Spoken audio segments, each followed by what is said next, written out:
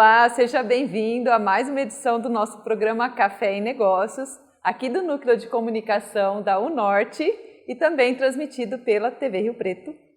Hoje, com a presença de uma pessoa muito especial, muito importante, o nosso querido Ubiratã de Souza Lima, que já foi campeão mundial de Karatê. Sim. E hoje é presidente de uma instituição da União Brasil, Karatê-Do, né? E que está aqui para compartilhar um pouquinho da experiência com a gente. Seja bem-vindo. Olá, o prazer é meu, obrigado pelo convite. Vamos ter esse bate-papo aqui.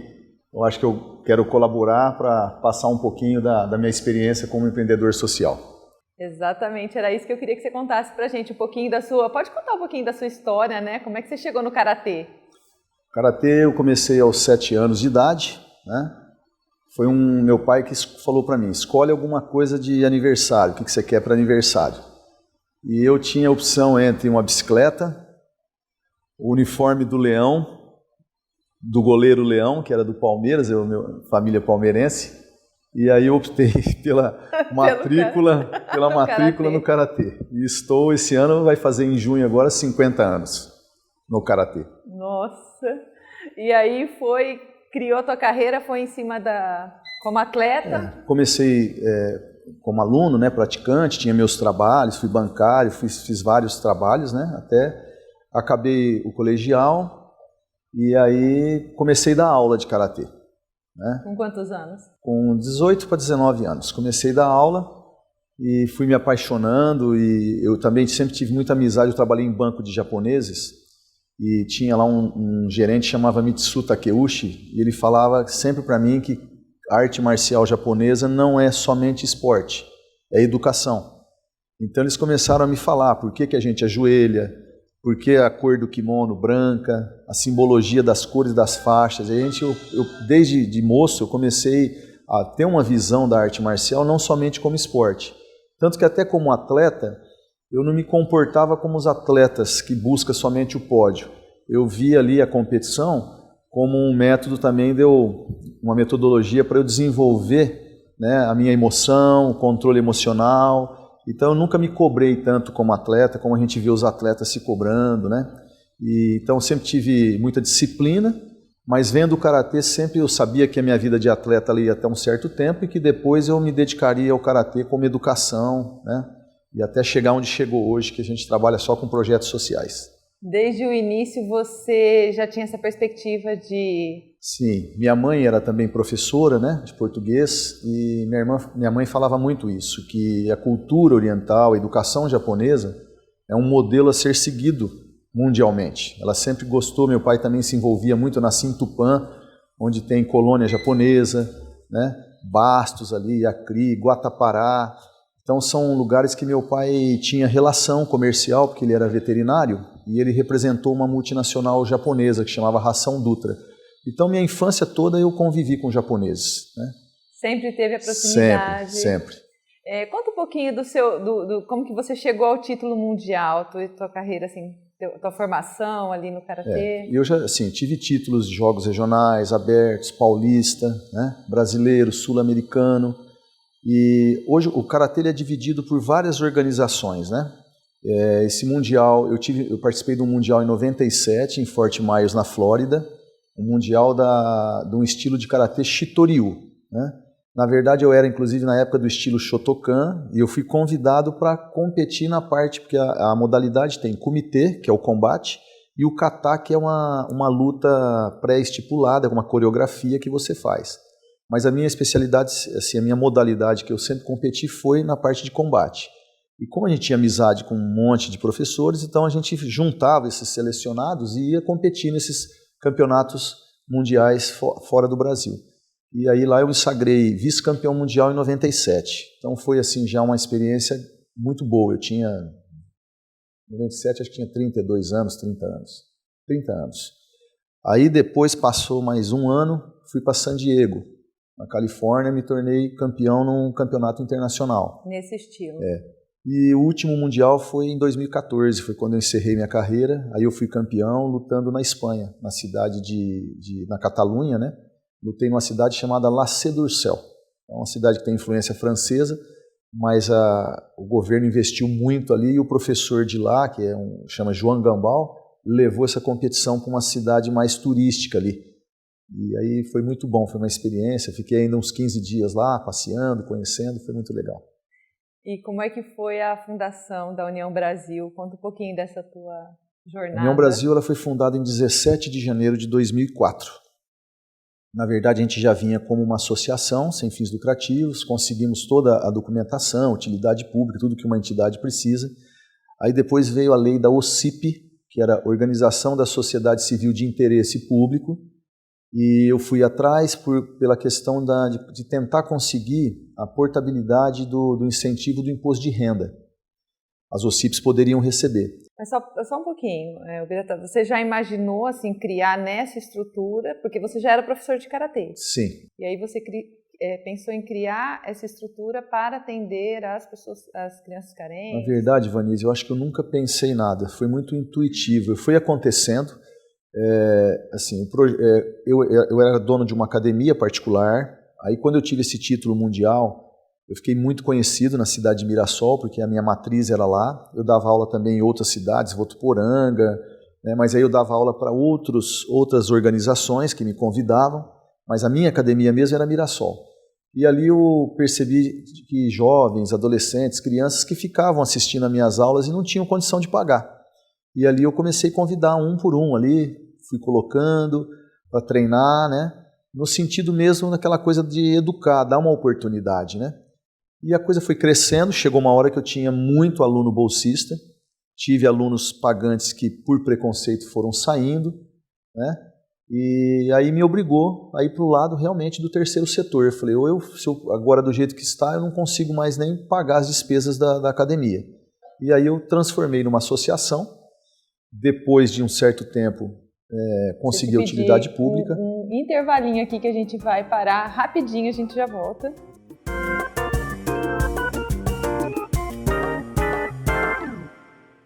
Desde o ensino médio, eu já sabia o que eu queria, era odontologia. E na hora de escolher foi muito fácil, porque a UNORTE conta com os melhores aparelhos, são mais de 72 cadeiras de clínica, então aqui é o lugar. Se você tiver ainda dúvidas de onde você queira fazer, a UNORTE é a escolha certa em odontologia e outros cursos.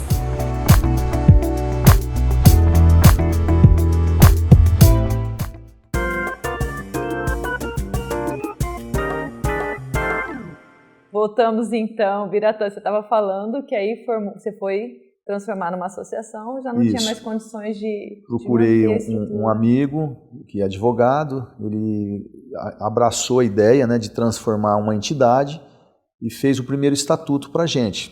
Esse estatuto era basicamente trabalhando a modalidade karatê como educação.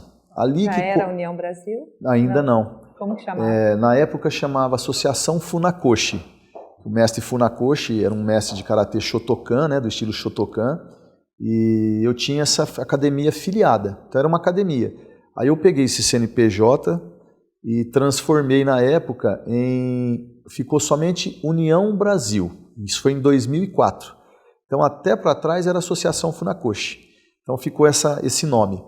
E depois tinha uma empresa paralela que chamava o Lime Araújo, que eu montei paralelamente, no sentido de conseguir emitir notas, porque a entidade não tinha nota, só tinha recibo.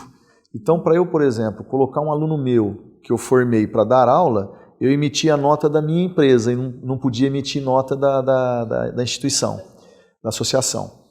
Aí, quando chegou 2004, já o número de alunos bolsistas era muito grande e eu já, desse projeto, né, desse programa, na verdade, não era nem um projeto, era um programa que depois virou um projeto. Porque eu era um programa de atendimento. E eu comecei a formar vários faixas pretas que chegavam em mim e falavam que queriam ser como eu, ser professor e tal. Aí que bateu realmente a responsabilidade dali, nesse momento, que eu comecei realmente a me tornar um empreendedor, né? Pensar como que eu vou fazer para cuidar desses jovens que querem ser profissionais, um plano de carreira. Aí eu fui fazer alguns cursos, né, em Senac, tudo que tinha voltado para a área do terceiro setor, eu comecei a me especializar. E esse advogado, posso falar o nome, que é o Dr. Matheus Vé, que me ajudou muito, Dr. Hélio Silva, tive vários advogados amigos que me ajudaram, aí elaborando, a lei mudava, aí tinha que mudar estatuto, E foi crescendo. Aí até que chegou um momento que eles falaram para mim, ó, surgiu a lei de OCIP, e foi inclusive no governo do Fernando Henrique, e a gente tinha muita amizade com o Rodrigo Garcia, na época era deputado.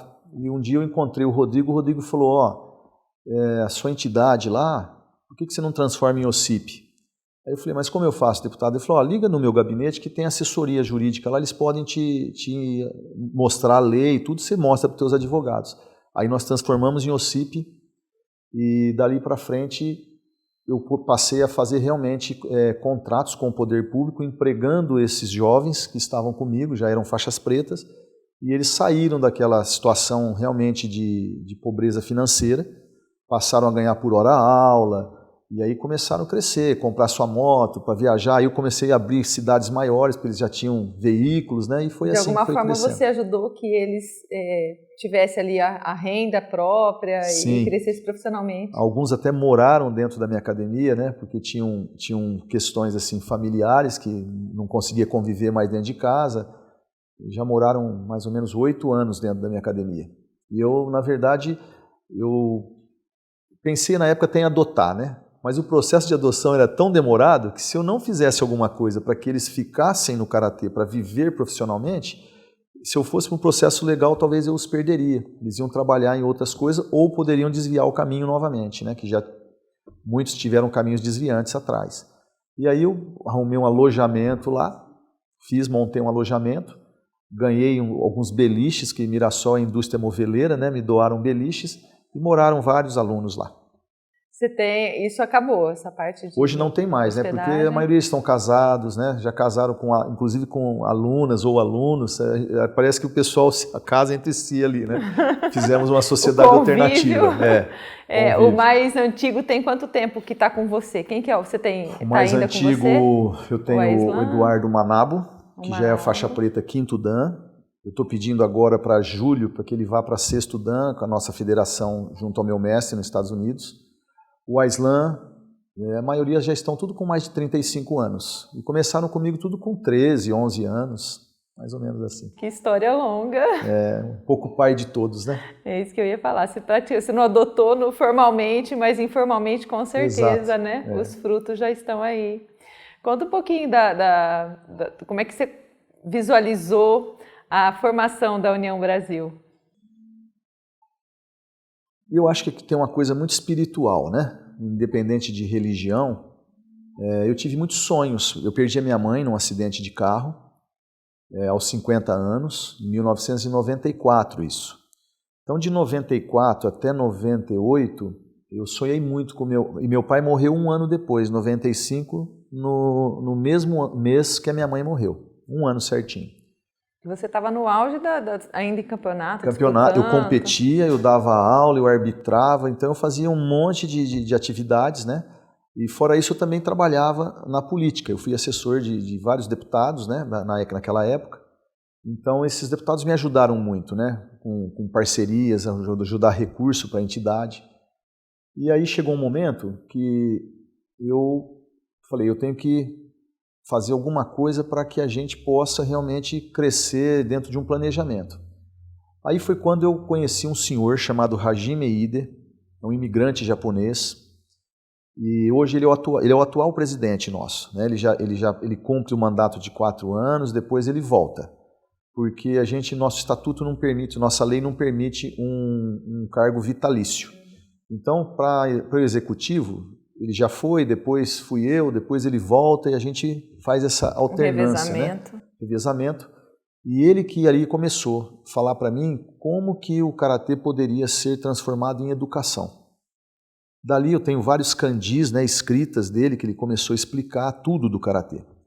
Embora ele não é um mestre de karatê, ele treinou sumô no Japão, mas a palavra do, karatê do, aikido, judô, é a mesma filosofia.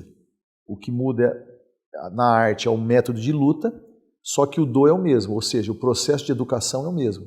As cores da faixa são diferentes, porque um pega cromoterapia zen budista, o outro pega cromoterapia shintoísta, né? Então cada um trabalha... Qual que é o significado do do? O do quer dizer caminho espiritual. Então é um caminho espiritual, mas ele envolve, o do na verdade é a fusão do zen budismo, confucionismo chinês, o taoísmo chinês de Lao Tse e o shintoísmo japonês. Quando a gente vê lá na Liberdade, no bairro Liberdade, vê aqueles portais, aquilo é uma letra que define Deus. Então nós no Karatê, nós não temos, o Karatê tem um pouco de filosofia, sim, religiosa totalmente, porque a gente adota o shintoísmo japonês dentro do Do, nessa filosofia. Vamos dar uma pausa aqui e a gente já volta para você continuar.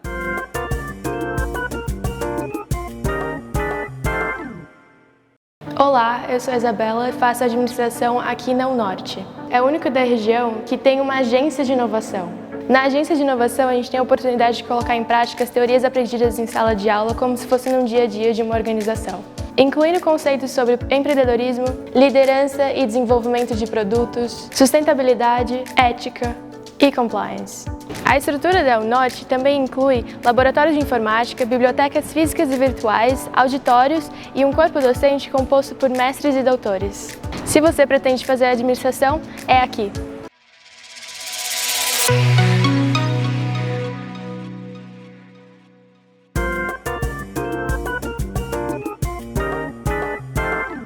Estamos de volta aqui e o Biratã contando para a gente então do sentido do Do e a constituição da União Brasil, né? Como que foi o sonho que 2004, você teve? né? A gente deixa de ser uma OCIP e aí vem a lei das OSCs, da OSC, né? Que é o Marco Regulatório do Terceiro Setor, que é a Lei 13.019, que ela surgiu em 2001, na verdade. Só que aí eu só fui transformar em OSC, esse processo de OCIP para a OSC, foi em 2004, 17 de janeiro de 2004. E aí teve uma mudança. Como a gente já tinha contratos com várias cidades, nessa época eu já estava com 5 ou 6 cidades trabalhando, prestando conta normalmente, né? Já tinha o nosso jurídico, já tinha toda uma estrutura. Emitir nota da própria instituição, né? Aí nós fizemos uma parceria com a FAPERP, com a Fundação Educacional de Rio Preto, e colocamos o Karatê numa das oficinas, porque a FAPERP já tinha o contrato com São José do Rio Preto. E nós começamos a trabalhar com o Karatê ali. E trabalhamos o último ano do último mandato do governo Valdomiro Lopes. Aí, quando aconteceu a questão da FAPERP não poder renovar o contrato, entra o Edinho. Aí a assessoria da educação, da Secretaria de Educação do Edinho Araújo me chama, né? Até hoje eu tenho muita gratidão por isso, que foi uma oportunidade que mudou totalmente o patamar da nossa empresa, né? Da nossa instituição. Na época era a Fábia que estava lá na assessoria, e a Fábia me chamou e falou: Biratã, você tem condição de ocupar o lugar da FAPERP, né? Como instituição, a gente usa esse termo, você tem perna para isso, né? Falei: olha, eu não sei como que é o estatuto, né, de uma OSC. Até então a gente era OCIP. E na época a OCIP já não podia mais firmar convênio, porque a OCIP era para a saúde, passou a ser para a saúde. Então eu tive que fazer uma alteração estatutária, eles me orientaram, fui ver a lei, nossos advogados também, montamos nosso estatuto, mandamos o plano de trabalho, fizemos a proposta e fomos aprovados. E nesse meio tempo também Rio Preto decidiu abrir para outras OSCs, que foram instituições, inclusive de assistência social, se transformaram em OSCs, em OSC. E hoje nós somos em várias em Rio Preto trabalhando. A União Brasil hoje atende 5 núcleos, né? Aproximadamente acho que umas 1.800 crianças, de 1.500 a 1.800 crianças, porque tem às vezes uma rotatividade ali, né? Tem aqueles que terminam o ano, estoura na idade, vai embora e entra outro que vem da escola. E aí hoje nós temos assim 40 funcionários, prestadores de serviços, que são MEIs. Nós temos um escritório administrativo que envolve eles aqui em Rio Preto, né? Inclusive é na sede do Centro Esportivo da UNORP, a gente tem uma parceria com eles. E temos a sede de Mirassol, que ela é a sede da União Brasil Karatê Do. Que é só eu separei o Karatê Do do Jornada Ampliada, desses projetos da educação. Como que esses projetos podem ajudar ao jovem desenvolver esse lado empreendedor também? Então, dentro da nossa empresa, a gente adota, por exemplo, estagiários, né? Nós também damos estágio para universitários, remunerado pelo próprio município. Então eles vão trabalhar nessas oficinas. Hoje eu tenho, a maioria dos nossos coordenadores pedagógicos foram estagiários nossos. A gente tem esse critério de dar uma oportunidade, quer dizer, ele faz o estágio. Se ele realmente é um profissional, fez um bom estágio, e surge a oportunidade, a gente dá a condição dele já se empregar. Eles têm que lutar karatê para ser coordenador pedagógico? Não, mas tem que conhecer a filosofia. Nós temos, existe logomarca e existe símbolo. A União Brasil, nós não temos uma logomarca, nós temos um símbolo. Então é uma mão aberta, tem uma escrita japonesa no meio. Então todos os nossos funcionários passam por esse treinamento nosso marcial filosófico. Ou seja, por exemplo, você pega a palavra kara, quer dizer vazio. O vazio, não existe vazio, né? Você pode pegar um copo sem nada dentro, mas ele está cheio de ar. Então não existe o vazio. Até de vez em quando eu questiono, eu quero saber como que o Buda me provaria que ele realmente conseguiu fazer uma meditação ao ponto de esvaziar a mente. Né? Eu acho que é muito difícil. Eu ainda não estou tentando... Você quer encontrar com ele para ele te falar. Acabei de ler um livro, inclusive, né? A Mente de Buda. Fiquei um pouco pior do que eu era, mas foi difícil de entender o Buda. Mas a gente passa essa filosofia no sentido de mostrar para eles que muito mais importante do que somente o ganho financeiro ou o cargo que ocupa, a posição, quer dizer, a gente desmistifica o ego e mostra para eles a missão. E sempre falando, né, no Karatê nós falamos que morremos em cada respiração. Porque o que nos faz morrer é exatamente o que nos faz viver. Que é o oxigênio. É o oxigênio que queima nossas células, que mata a nossa célula em cada respiração. Então, cada respiração, uma inspiração é vida, a expiração é morte. Então, eu sempre mostro isso para ele, nós estamos morrendo. A gente fala isso para os funcionários. E colocamos os nossos valores. Eu falo, olha, você está ali porque você não vai atender crianças, você vai atender espíritos, almas que estão aqui, que são de Deus. Então, nós temos que devolver essas almas para ele melhor do que elas entraram na nossa vida. E assim a gente construiu um ambiente de muita harmonia, é uma família, às vezes às vezes se machuca ou qualquer coisa que acontece, são MEIs, quer dizer, são microempreendedores, mas o outro vai lá, cobre, aí pega o salário daquele cara que ele deu aula e dá para o outro para poder ajudar. Então, você percebe esse desenvolvimento empreendedor ali também. Esse espírito da colônia japonesa que eu aprendi com o seu Hajime, porque os japoneses vieram do Japão basicamente destruídos. Pode terminar. Vieram destruídos financeiramente, vieram passando fome. E eles vieram para cá e em colônia eles conseguiram se reerguer. Esse é o espírito da União Brasil. A gente já está aqui com o tempo estourando, infelizmente, vamos ter que encerrar. Mas eu fico muito feliz. Mais uma vez eu te agradeço, Biratã, por você compartilhar um pouquinho dessa tua imensa sabedoria e deixar a gente aqui refletindo, né? Nem com o Buda eu poderia conversar, mas com certeza já aprendi um pouquinho com você. Só sei que nada sei. Estou ainda estudando, sou aluno, né? Sou aluno da FAV, Faculdade da Vida. Da vida, eu também.